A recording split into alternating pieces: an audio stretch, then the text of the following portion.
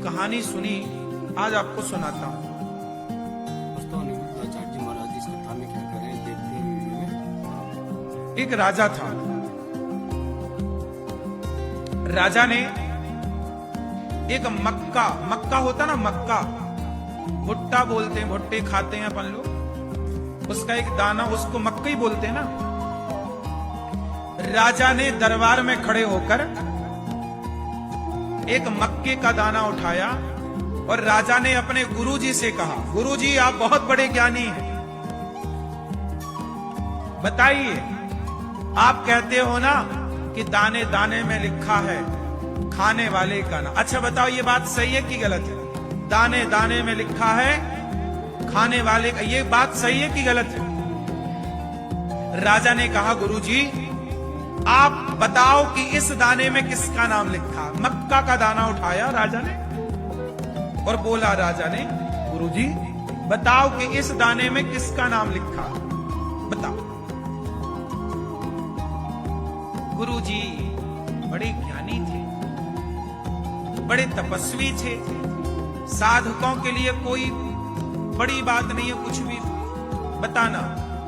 गुरुजी ने कहा कि इस दाने पर राजा, वो जो पेड़ पर तोता बैठा है ना, तोता तोता मिट्ठू मिट्ठू मिट्ठू बैठा है, तोता, उसका नाम लिखा है इस मक्के के दाने में। राजा हंसा, गुरुजी आपका दिमाग पता नहीं कहां चला गया, ये दाना जब मेरे हाथ में है तो मैं मिट्ठू को क्यों दूंगा, मिट्ठू को दूसरा दाना दूंगा।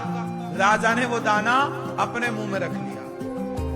बोले गुरुजी की बात झूठी, पर राजा हंसा, और जब हंसा तो वो दाना यहां फंस गया गले से, अंदर नहीं गया नीचे, फंस के नाक के ऊपर यहां आ गया ऊपर। कई बार आपको ठसका लग जाता ना खाने में, तो ऐसा होता है कि नहीं? बोलो हाँ। तो वो ना यहां से गले से वो दाना फंस के कहां गया, यहां नाक के भीतर आ गया।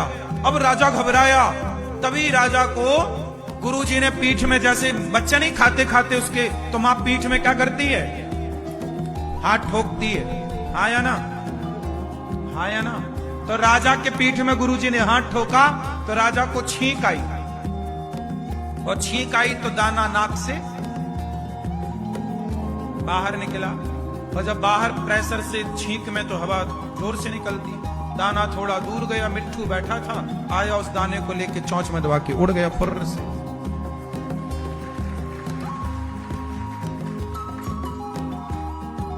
तुम्हें लगता है कि तुम चतुर हो, पर तुमसे चतुर वो है जिसने तुम्हें चतुराई दी है।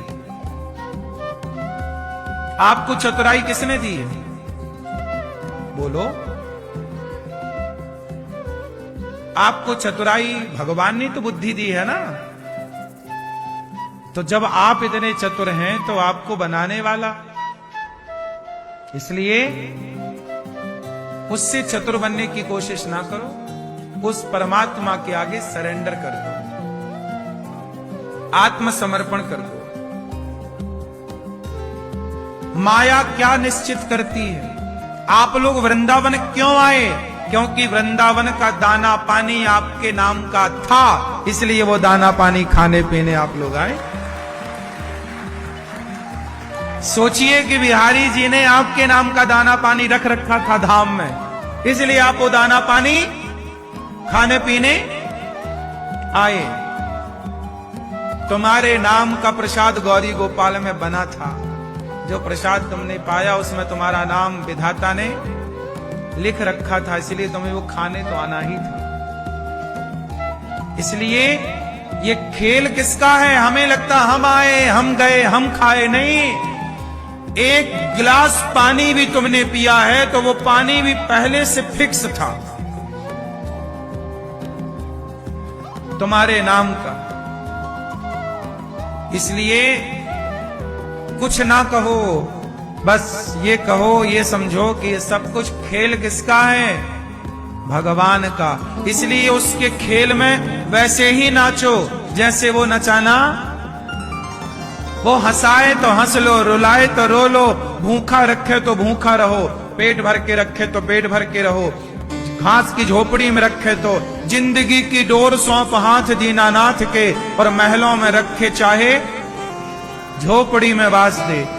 राजस्थान में, आज भी राजस्थान के गांव में और वहां की पुरानी परंपराओं में कठपुतली का नाच आज भी फेमस है।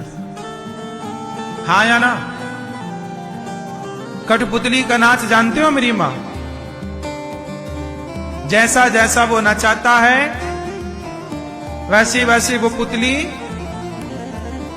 अच्छा, जब पुतली नाचती है तो नचाने वाला पर्दे के पीछे है। पुतली नाचती हुई दिखती है पर पर्दे के पीछे नचाने वाला नजर। बस यही खेल है।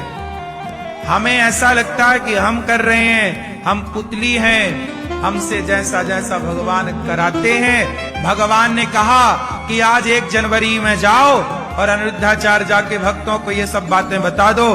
हमने वही बताया जो भगवान चाहते हैं, आपने वही सुना जो भगवान आपको सुनवाना चाहते हैं। आप उतनी ही देर यहां बैठेंगे जितनी देर ईश्वर आपको बिठाना।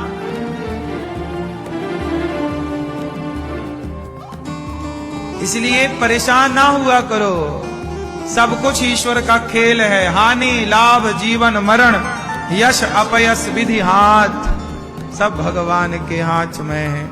अच्छा, आपके हाथ में क्या है मैया? मैया बोलो मेरी मां, आपके हाथ में है? अच्छा सुनो, मैया जूम बराबर जूम, मैया बैठो। मेरी मां जूम कर करके देख रही हो तुम। जूम बराबर जूम मैया।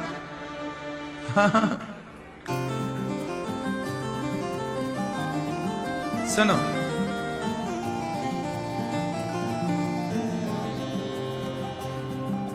इसलिए ये दास अनिरुद्ध किसी भी परिस्थिति में परेशान नहीं होता। अभी मैं आपको 7 दिन पुरानी एक घटना आपको बताऊं, आप सबको, कुछ लोगों को पता होगी। मैया, ओ मेरी मां बैठो, रख दो माला, वहीं रख दो। तो शायद पाले ना मैया, बुराई तो नहीं मान गई आप? हाँ, अभी फोटो ले लेना आराम से, कोई दिक्कत नहीं। सुनो, अभी क्या हुआ कुछ दिन पहले, अभी आप लोग YouTube पे कथा सुनते हो ना? कितने लोग YouTube पे कथा सुनते हैं? आप लोग YouTube पर जो अनिरुद्धाचार्य नाम का चैनल है उस पर कथा सुनते हैं। अभी 7 दिन पहले वो चैनल हैक हो गया था। हैक मतलब किसी ने चुरा लिया। हैक मतलब किसी ने चैनल चुरा लिया।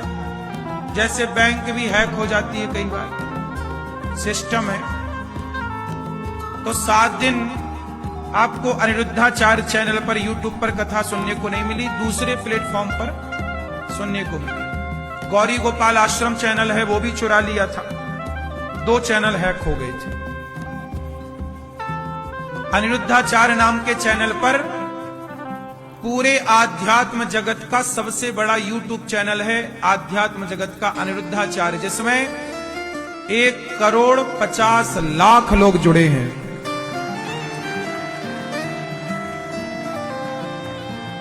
लगभग 14-15 मिलियन, 15 मिलियन, लगभग 15 मिलियन लोग जुड़े हैं। तो उसे हैक कर लिया हैकरों ने, और भगवान की कृपा से कल रात्रि के 11:30 बजे के लगभग वह चैनल वापस आया। आज से वह चैनल पूरा स्टार्ट हो गया। मैंने ये बात आपको तब बताई जब वो चैनल आ गया। चैनल बनाने में और उसे चलाने में बड़ी मेहनत लगती है, बड़ा काम करना पड़ता है, तब चीजें आप तक पहुंचती हैं। लेकिन हैकर लोग पल भर में, चोर तो है, आपने जिंदगी भर पूंजी जमा करी, चोर आए 1 दिन में ले गए। ऐसे ही है, हैकर चुरा लेते हैं। लेकिन देखो, इतना बड़ा चैनल यूट्यूब पर 15 मिलियन सब्सक्राइबर, 15 मिलियन लोगों का आशीर्वाद, प्यार। ये चैनल इतने दिन से मैंने टीवी पे दिखाया नहीं, बताया नहीं, था ही नहीं, चोर चुरा के ले गए थे। जब आया तब मैं आपको बता रहा हूं कि आप भी यूट्यूब पर अनिरुद्धाचार्य अब टाइप करो और उस चैनल को अपना आशीर्वाद देना, जुड़ना। और देखिए इतना कुछ हुआ लेकिन मैं जरा भी परेशान नहीं हुआ। इतना बड़ा चैनल हैक हो गया, इतना नुकसान हुआ, लेकिन मैं परेशान क्यों नहीं हुआ? क्योंकि मैं जानता हूं कि यह ईश्वर का ही खेल है।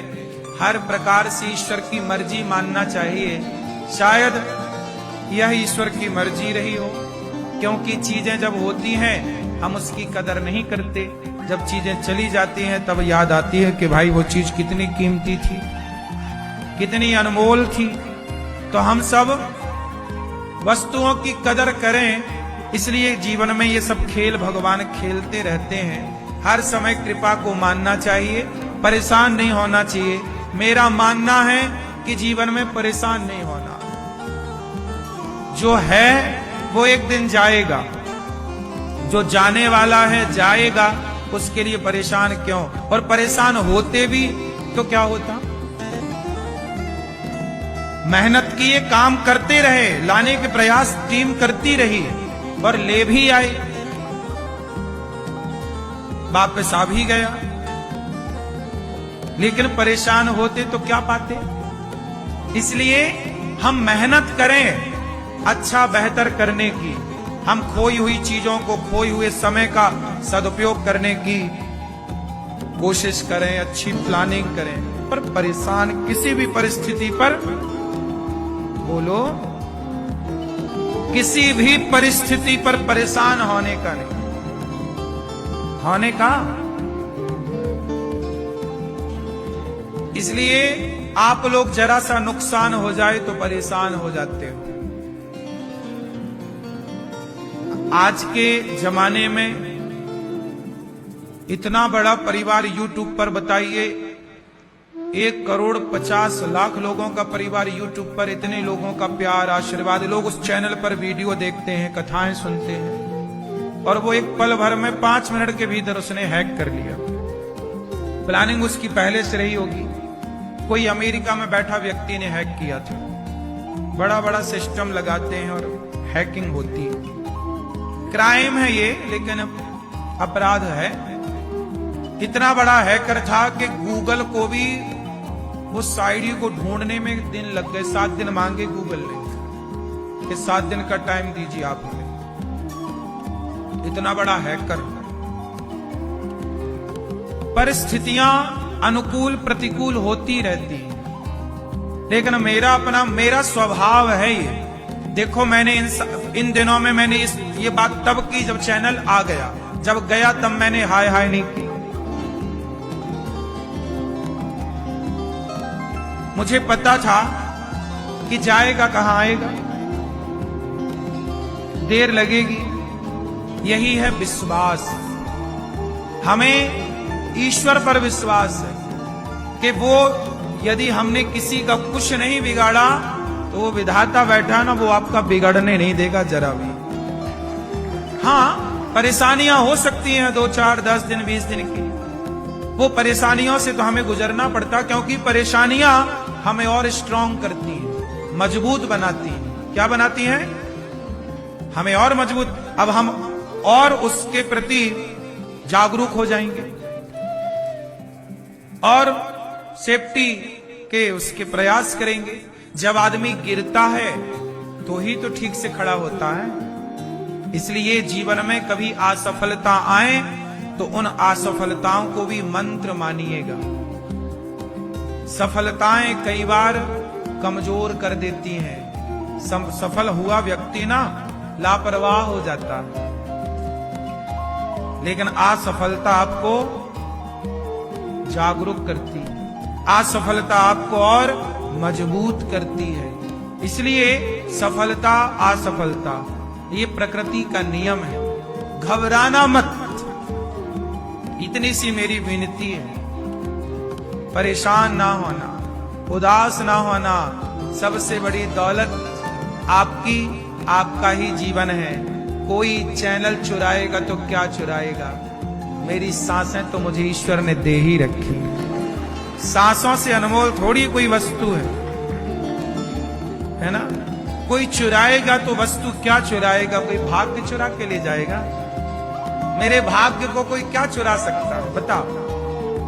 मैं ये बात बहुत पहले, ये कुछ बातें हैं जो मैं आपसे बताता नहीं हूं, लेकिन आज प्रसंग है तो मैं बता देता हूं। बहुत पहले जब मैं शुरू में कथा करता था ना, तो शुरू में मेरे साथ ना 5 लोग रहते थे।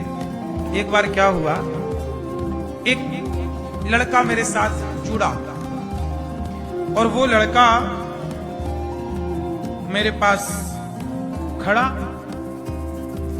तो आप लोग मुझे पैसे देते हो, तो मैं उसे पकड़ाता गया कि तू रख लेना और हिसाब बाद में कर लेना, तो वो सेवा में लग जाएगा जिस कार्य के लिए लोग दे रहे हैं। बहुत पुरानी बात है, इस बात को कम से कम 10 साल से ज्यादा हो गए। तो वो क्या करे कि उसमें से कुछ पैसे अपने जेब में रखता जाए, मतलब चुरा रहा था। और मैंने उसको देख लिया कि ये पैसे चुरा रहा है। और भी जो थे उन्होंने भी देखा, बाद में मेरे से बताया कि इसने जरा सी देर के लिए इसको मौका मिला तो इसने पैसे चुरा लिए। तो लड़कों ने मेरे से कहा कि आप बोलो कि इसने पैसे चुराए हैं, वापस करें। मैंने कहा नहीं, चुरा लिए तो चुरा लेने दो, कोई बात नहीं। पैसे ही तो चुराया उसने, मेरा भाग्य थोड़ी चुरा सकता है। उसके भाग्य के रहे होंगे तो रख लिया। मेरे भाग्य को देने वाले, मेरे भाग्य विधाता तो भगवान है। ये 1000 रुपए दे भी देगा तो इससे मेरे भाग्य को क्या फर्क पड़ना है। फिर मैंने उसको विदा ही किया हाथ जोड़ के, जाओ भाई। व्यक्ति को तो चावल के एक दाने को दबा के देखा जाता है ना। बेईमान लोग आपके साथ लंबे समय तक रह ही नहीं सकते।